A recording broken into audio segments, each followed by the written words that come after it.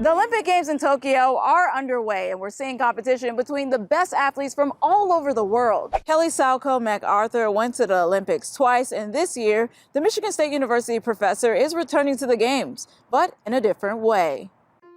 I never thought I'd have a chance to be connected to the Olympics again, but this opportunity was something that was so special and so perfect. Kelly Salco MacArthur is a professor of graphic design at MSU. She's also a two-time Olympian and was a member of the United States national women's rowing team. I have always felt like being a designer and an athlete is a kind of uncommon pairing.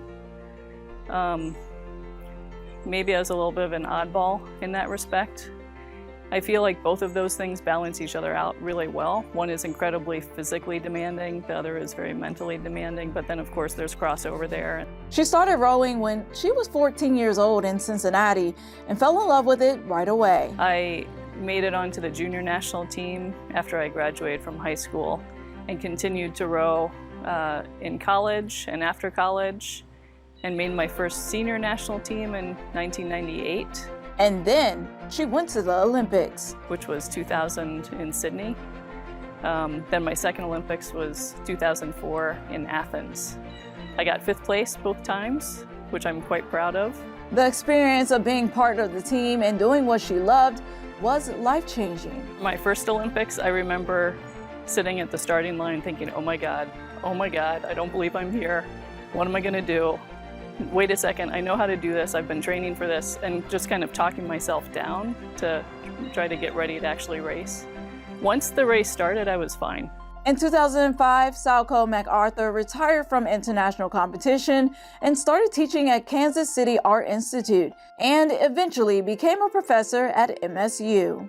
And I had a great opportunity to really dive into my graphic design career. So I felt like I was ready to kind of close the book on that chapter of my life and move towards graphic design and education. Did you ever see yourself being a part of the Olympics again? No, I thought my time with the Olympics was over. And it's bittersweet because it comes to such an abrupt end. But that's just what it's like, and somebody's always, the next young athlete is ready to take your place. So it was probably for that reason that I was so surprised and so excited to be a part of the Olympics in a different form with this project. She is one of the 6 Olympians and Paralympians selected as Artists in Residence. The Olympic Committee started a foundation of culture and heritage recently. And so the Olympic Agora, which is the arts and cultural center for the Tokyo Olympics, is a way to bring the public into the Olympic experience through art. Those selected have their art showcased through the Norin Curtains project in Tokyo. Each artist was asked to represent determination and resilience. The Norin Curtains are 10 feet by 4 feet, and they're installed in an underground passageway in a neighborhood of downtown Tokyo. There are a total of 30 curtains.